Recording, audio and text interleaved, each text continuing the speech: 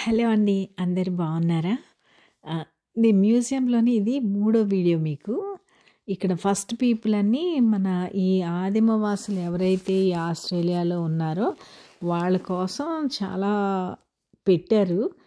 అయితే ఎక్కువ ఇక్కడ వాళ్ళు చాలా బాధలు పడ్డారు. కానీ అవేమీ వాళ్ళు చెప్పడం లేదు. సింపుల్‌గా చెప్పారు. కానీ నేను ఇన్ఫర్మేషన్ అంతా గ్యాదర్ చేసి మీకు చక్కగా వివరిస్తాను. వినండి.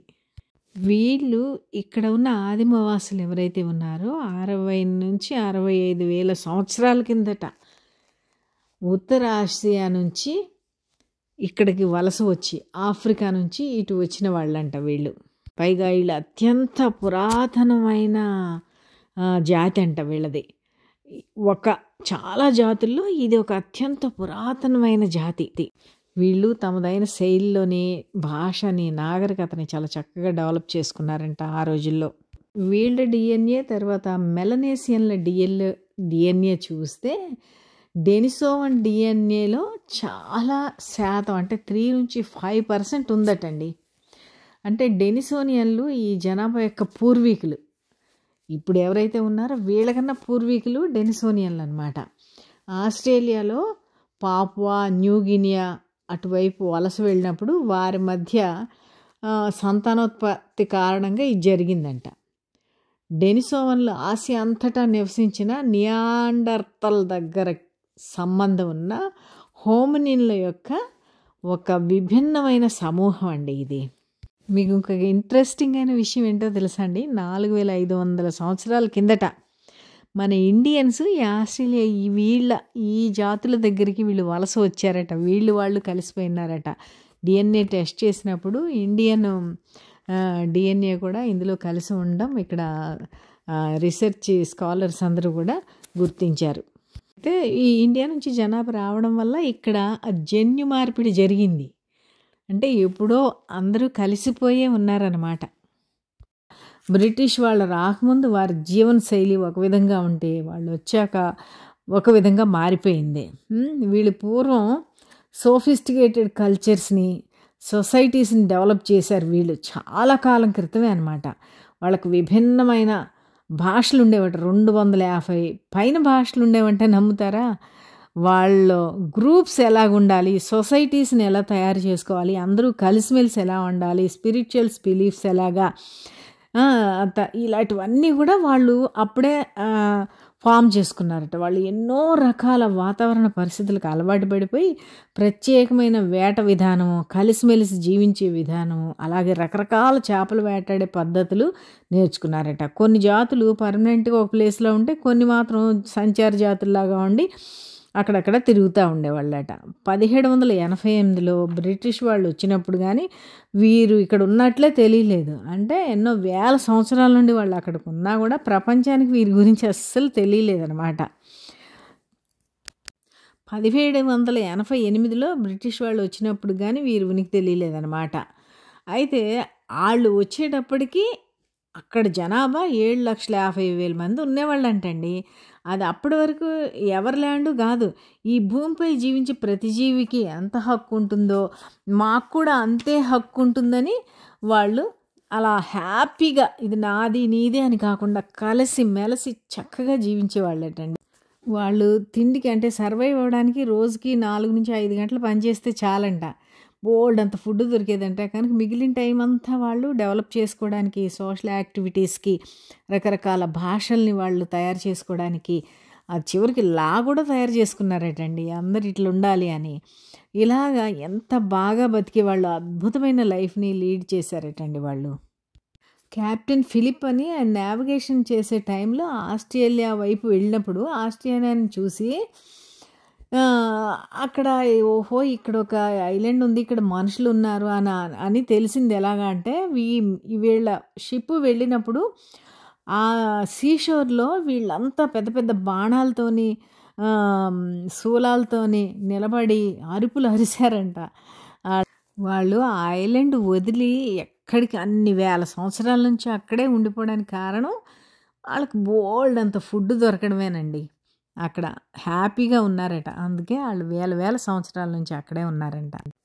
1770లో లెఫ్టినెంట్ జేమ్స్ కుక్ నావిగేషన్ చేస్తున్నప్పుడు ఈ ఐలాండ్ ఇక్కడ ఉందని కనిపెట్టి దాన్ని గ్రేట్ బ్రిటన్ కోసం స్వాధీనం చేసుకున్నాడటండి. 1788లో బ్రిటిష్ నౌకలు మొదటి దళం కాలనీ నిర్మించడానికి సిడ్నీ చేరుకుందంట. అప్పటికి ఆదివాసుల సంఖ్య 3,50,000 మంది ఉన్నారంటండి. ఆ తర్వాత వాళ్ళ సంస్కృతి, కథలు, భాషలు, ఆచారాలు చాలా బాగుండేవంట. 100 కంటే ఎక్కువే ఉన్నాయంట. క్రియాశీల భాషలు ఉన్నాయంటండి. వాళ్ళకి హ్యాపీగా బతికేవాళ్ళంట. కానీ బ్రిటిష్ వాళ్ళు వచ్చాక వారి పరిస్థితి చాలా దారుణంగా మారిపోయింది. వారి భూములు లాక్కోవడం, సాంస్కృతిక సాంప్రదాయాలు నాశనం చేయడం, హింసకు గురి చేయడం అలాంటి అనేక సమస్యలు ఎదుర్కొన్నారంట. అనేక మంది మరణించారు, వారి భూముల నుండి తొలగించబడ్డారు. బ్రిటిష్ వాళ్ళు వారి భూములపై ఆధిపత్యం చెలాయించి వారి జీవన విధానాన్ని మార్చే ప్రయత్నం చేశారు. మొదట్లో వీళ్ళు ప్రతిఘటించారు, కానీ బ్రిటిష్ వారితో పోరాడారు. కొందరు తప్పించుకుపోయారు, చాలామంది చంపబడ్డారు. వారి సంస్కృతి సాంప్రదాయాలు నాశనం అయ్యాయి. ఎందరో మరణించారు, చాలా రకాల వివక్షలు ఎదుర్కొన్నారు. వారిని రిజర్వ్ ఫారెస్ట్లకి, మిషన్లకు తరలించేశారు. వారిని సామూహికంగా హత్య చేశారండి. వారి సాంప్రదాయాలను పాటించడానికి అనుమతించలేదు. వారి చట్టపరమైన హక్కులు ఇవ్వలేదు. వారిని ఒక బానిసలుగా చేసి పడేశారు. వారిపై హింసకు పాల్పడ్డారు, వారిని చంపారు, వారిపై దాడి చేశారు. ఒక చట్టం లేదు, ఏమి లేదు. వాళ్ళు మనుషులా చూడలేదు వాళ్ళని. అలాగా వేల సంవత్సరాల నుండి అక్కడే నివసిస్తున్న వాళ్ళ రాజ్యంలో వెళ్ళి వాళ్ళని హింసించి చంపి బానిసలు చేసి దారుణమైన పనులు చేశారు బ్రిటిష్ వాళ్ళు. చుట్టూ నీటితో ఉన్న ఒక చిన్న ఐలాండ్లో వారిని తరలించి 100,000 మందిని చంపేశారు, హింసించారు. ఎందరో తిండి కూడా దొరక చనిపోయారంట అక్కడ. 1788లో సిడ్నీలో కోన్లో ఫస్ట్ ఫీట్ రాక్తో బ్రిటిష్ ప్రజలు ఆస్ట్రేలియాలో అడుగుపెట్టడం మొదలెట్టిన తర్వాత ఆర్థర్ ఫిలిప్ నేతృత్వంలో ఈ ఫీట్ పోర్ట్ జాక్సన్ వద్ద ఒక శిక్షా కాలనీ అని స్థాపించింది. అంటే బ్రిటిష్లో గజనేరగాళ్ళు చేస్తారు కదా, అలాంటి నేరం చేసిన వాళ్ళందరినీ తెచ్చి ఇక్కడ ఒక జైలు కట్టి అందులో పడేశారనమాట. అలా మొదలై వాళ్ళు అలాగా ఇంకా ఆస్ట్రేలియాని తర్వాత ఇంకా ఆక్రమించుకున్నారు. ఈ చరిత్ర అంతా మ్యూజియంలో అయితే లేదండి. నేను ఇంకా వేరే దగ్గర కలెక్ట్ చేసి మీకు చెప్తున్నాను.